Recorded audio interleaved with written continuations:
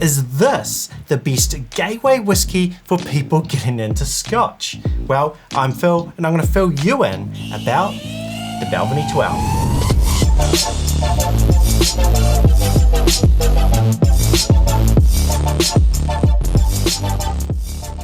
So this is the Balvenie 12 Doublewood, and this is the whiskey, as Daniel Whittington said, that you'll find in most nice-ish bars.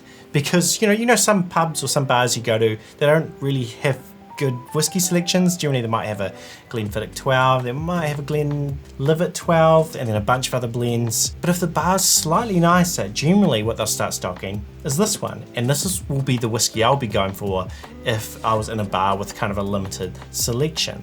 Also, it's quite a famous whiskey for being a great gateway whiskey, especially for bourbon drinkers who are getting into Scotch, because it's the Doublewood.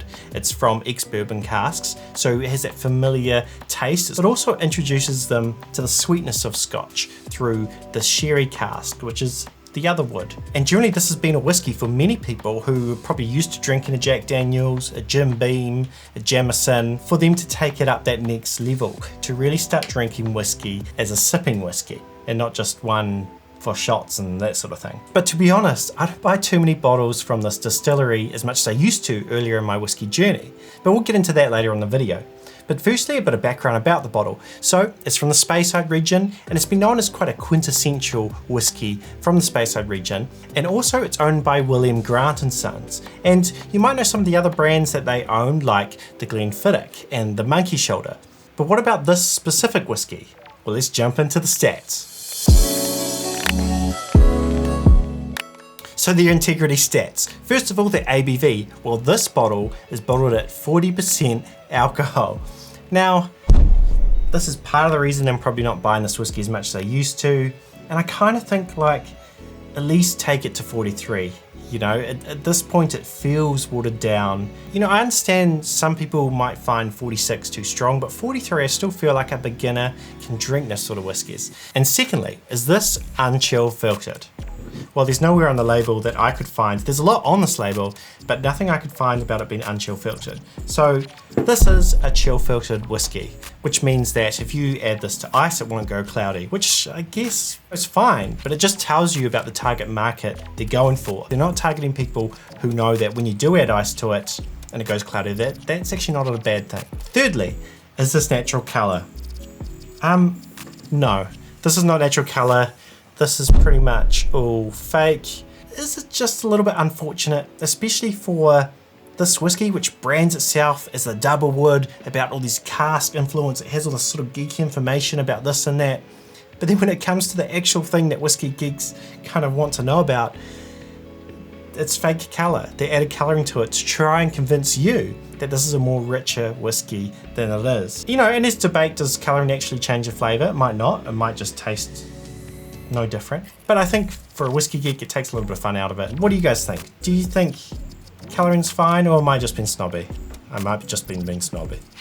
And now onto the cask and the age, and this is one of the big parts of the branding of the Doublewood. And so what is Doublewood? Well, firstly, it's aged in ex-bourbon casks. So this is going to mellow down the spirit, it's going to add those vanilla notes, it's going to add those ex-bourbon notes. And it says specifically this is aged for years in those casks. And then it's aged in the ex-sherry casks. But interestingly, it doesn't use the word years, which makes me think that maybe it's just finished in the casks. It doesn't use the word finished either. But I assume that must be the case because it's using a different sort of language than the ex-bourbon casks. But what do those casks do? They're adding kind of sweetness notes, they're adding syrupy notes, they're adding dried fruit notes and spice notes. And the age, well, this whiskey actually gets the bonus point, the age statement. Good on you, good to have the age on here. So now onto the bottle design. And actually, well, I think this bottle is actually a really nice looking bottle. I really like the shape of the bottle. I really like the design. It's sort of, you know, it's really classy. It looks like the sort of bottle that would work really well as a gift when you gave to someone, because it looks like a sophisticated whiskey. And it also pays homage to yesteryear. It looks like something you've taken from the old days and you're having it now. Look, it's not my most favorite creative bottle ever, but I think it's a good looking bottle and I can see why so many people gift this whiskey. So I'm going to give this bottle design an A-.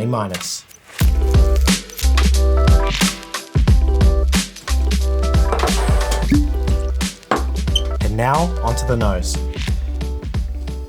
So I think the whole Doublewood thing makes sense here. You're getting some of those kind of ex-sherry notes, you're getting some of that dried fruit, the spice, the sweetness. You're also getting that rounded vanilla notes, the mapley ex-bourbon notes. But also on top of that, you're getting some floral notes, you're getting some marmalade, you're getting some sort of orange kind of grapefruit somewhere in between the two. And now onto the palate.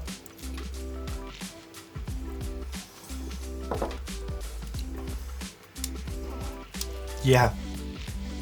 There is basically no burn on this. Well, for me, it's super smooth. And by smooth, you know, it's not necessarily saying it's a good thing. I think a better word might be mellow. It's mellow. It goes down really easily. It's an easy drinker. But they got that complexity right, that kind of mix between those spicy sherry notes and those dry vanilla notes. It's quite nice. There's a decent amount going on there. And then the finish.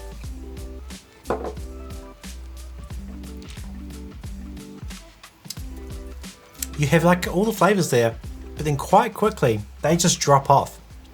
And then there's a little bit of sweetness, some of that jammy sweetness remaining, and then that drops off too. So I'd say it's kind of a short to medium finish. So value, is this whiskey good value? Well, unfortunately, I really don't think it is good value for what it is. See, in New Zealand, this is around between $110 and $120. And some of you might be saying, oh, you're just anti-big brands. And it's not that. It's definitely not that. The Glenlivet illicit still is $65 in New Zealand. And it's got everything that this one doesn't. It's 48%. It's unchill filtered. It's a really good punchy yum whiskey from a big brand. And this one, yeah, it's weaker. 40% plus, you're paying, look, it's not quite double, but it's close. It's close to double for this one over this one. And I'd much rather prefer the illicit still. And what I wonder is, are we just paying for the marketing, the hype, just the name of the brand? And I'm worried that this whiskey is going in the direction of Dalmore, in the direction of Macallan, where basically you're paying big premium prices just for the name and just for being able to say that you own a bottle of this, rather than the smell and taste and the integrity of the bottle. And now onto the availability. Well, this one does really well in terms of availability. It is everywhere, every bottle store, it's in most bars, and yeah, it's just really easy to get your hands on. And now onto reachability. Well, this really depends where you are in your whiskey journey. Earlier on in my whiskey journey, I was reaching for this whiskey a lot. I would get through this bottle very quick.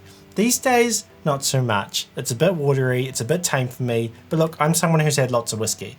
So yeah, it depends where you are in your whiskey journey.